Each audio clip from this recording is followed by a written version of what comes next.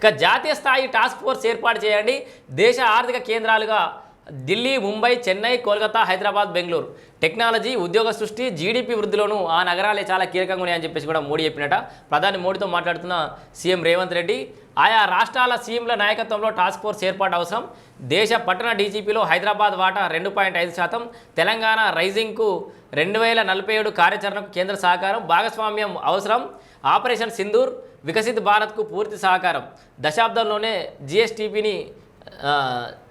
జిఎస్టిపిని 5 రెట్లు విస్తరించడంపై రాష్ట్రం దృష్టి, నీతి ఆయోగ్ గవర్నింగ్ కౌన్సిల్ భేటీలో సీఎం రేవంత్ రెడ్డి, నేడు కేసీ వేణుగోపాల్తో సీఎం రేవంత్ రెడ్డి భేటీ. సో హైదరాబాద్ మెట్రో విస్తరణ కూడా నిధులు ఇవ్వరి, ఈవీ బస్సులకు ఇవ్వండి, ప్రధాని మోడీ కేంద్ర మంత్రికి కుమారస్వామికి సీఎం విజ్ఞప్తి.